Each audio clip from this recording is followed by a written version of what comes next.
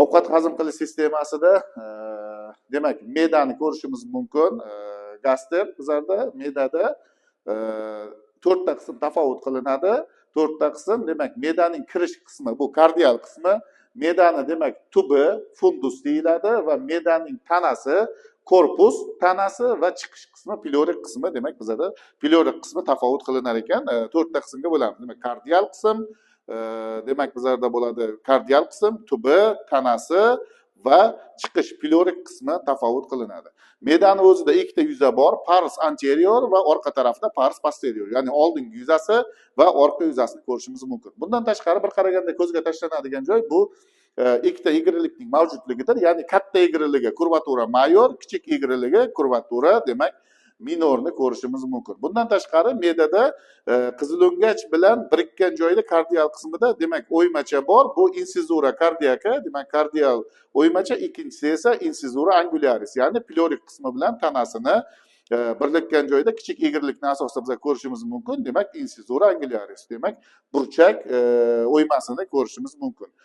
Me'dani o'zini topografik jihatdan ko'radigan bo'lsak, demak qorin bo'shlig'ida joylashyapti, diafragmaning ostki tomonida joylashgan bo'ladi. Demak o'sha yuqori tomondan biz ko'rishimiz mumkin. O'sha jigarda ham me'dani o'zi uchun demak o'sha impressio gastrika bo'ladi, me'dani o'zi uchun demak botqiqliklar bo'ladi. Endi bu yerda yana nimani ko'rishimiz mumkin? Chiqish qismi bizlarda ingichka ichakning boshlang'ich qismi, ya'ni duodenalis 12 barmoqli ichak bilan bog'langan bo'lib, 12 ko'rib turganlaringiz 12 barmoqli ichakka to'g'ridan to'g'ri bog'lanadi. Faqat chiqish pleorik qismi bilan 12 barmoqli ichak qismini oralig'ida demak bizlarda sfinkter bo'ladi, yopiq holatda bo'ladi. Normada agar bizlar o'sha me'dani muskullarini ko'radigan bo'lsak, me'dada 3 xil muskul bor. Agar ovqat hazm qilish sistemasini boshqa sohalaridagi muskullar 3 ta bo'ladi, asosiy muskullar 2 xil bo'ladigan bo'lsa, ya'ni halqasimon va bo'ylama muskullar bo'lsa, me'daga kelganda endi 3 xil muskulga o'zgaradi. Chunki me'dani bizlar bilamiz ovqatni o'sha bo'tqa holatgacha keltirib beradi. O'sha u bo'tqa holatga kelgandan keyingina sfinkter ochilib 12 barmoqli ichakka o'tishi mumkin har qanday yeyilgan ovqat. Endi bu yerda nimani ko'ramiz? Mushak qavati. Demak, bo'ylama muskullarimiz katta egrilik va kichik egrilik sohasida joylashadi. Bo'ylama muskullarimiz.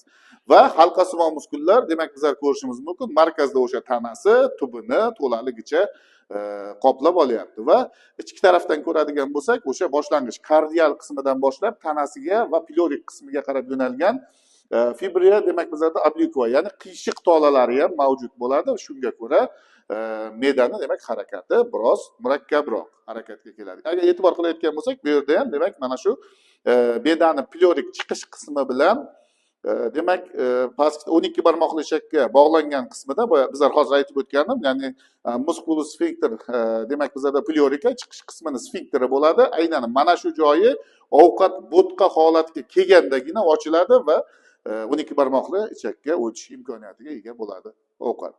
Endi bu yana biroz pastroqqa o'tadigan bo'lsak, me'dani ichki tarafdan tuzilishini ko'ryapmiz. Agar me'dani bizlar shu o'z holatida demak frontal kesimda kesib ko'radigan bo'lsak, nimalar bor?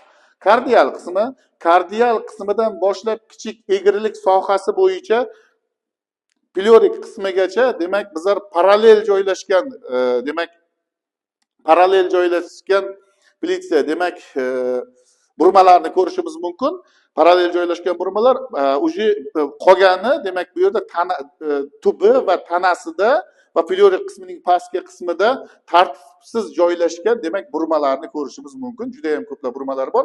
Bu burmalarni asosiy yuzaga kelishini sababi demak agar bizlar gastrika, ya'ni me'dani o'zini qavatlarini oladigan bo'lsak, shilliq qavati, tunika mukoza, shilliq qavatidan keyin tela submukoza bor va undan keyin tunika muscularis mukoza, ya'ni propria shilliq qavatning xususiy muskullari bo'ladi.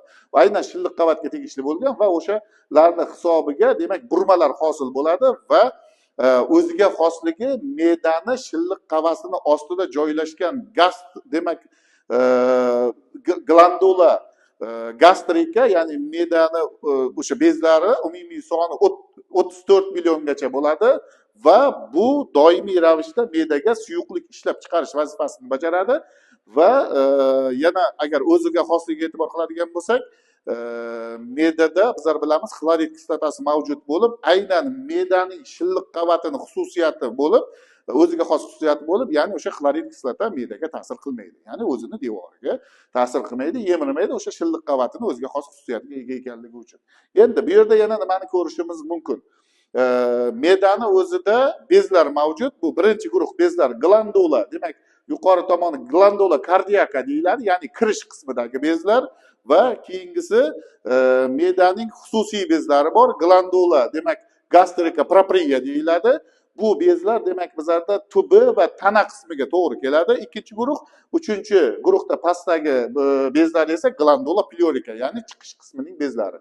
Endi o'ziga xos xususiyatga keladigan bo'lsak, agar xususiy bezlarni oladigan bo'lsak, tubi va tanasiga tegishli bo'lgan glandula demak gastrika, glandula propriya gastrika, ya'ni me'daning xususiy bezlariga keladigan bo'lsak, ikkita qismga bo'linadi.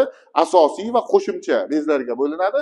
Hujayralarga asosiy qismi bizda pepsini o'sha fermentini ishlab chiqarsa, asosiysi qo'shimcha hujayralari xlorid kislota ishlab chiqarishga xizmat qiladi. Bu bizlar bilamiz, pepsin fermenti va xlorid kislotani faolligini oshiradi, shu me'dadagi ovqatni demak va ovqat bilan birgalikda o'sha ovqatga ta'sir qilishi, yemirishdan tashqari shu me'dadagi o'sha zararli bo'lgan ba'zi o'sha mikroorganizmlar kirgan bo'lsa, ularni zararsizlan, ya'ni neytrallashga ham xizmat qilar ekan xlorid kislota. Endi keyingisi pleorik chiqish qismidagi bezlardan chiqayotgan suyuqliklar ko'pincha fermentativ xususiyatga ham ega bo'lib, demak o'sha ovqat tarkibidagi oqsillarni ma'lum bir qismi juda ham oz miqdorda bo'lsa ham, demak yog'larni ham parchalashga xizmat qiladi. Bu yerda ham xuddi shunday glandula gastrika bo'ladi. Aynan shu boya aytib o'tganimiz me'dani o'zini demak suyuqlik ishlab chiqaradigan bezlari. Endi me'dada yana nimaga e'tibor qilamiz? Agar har bitta o'sha ko'rib turgan burmamizni kattalashtirib ko'radigan bo'lsak, nimalar bor? Bu yerda har bitta o'sha burbaning yuzasida fovea gastrika, ya'ni o'sha chuqurchalarini ko'rishimiz mumkin va bu yerga ochiladigan o'sha glandula gastrikaning teshigi bo'lib, tashqi tomonga aynan mana shu yerga demak bezlardan chiqayotgan suyuqlik demak ajralib tashqariga chiqib turar ekan.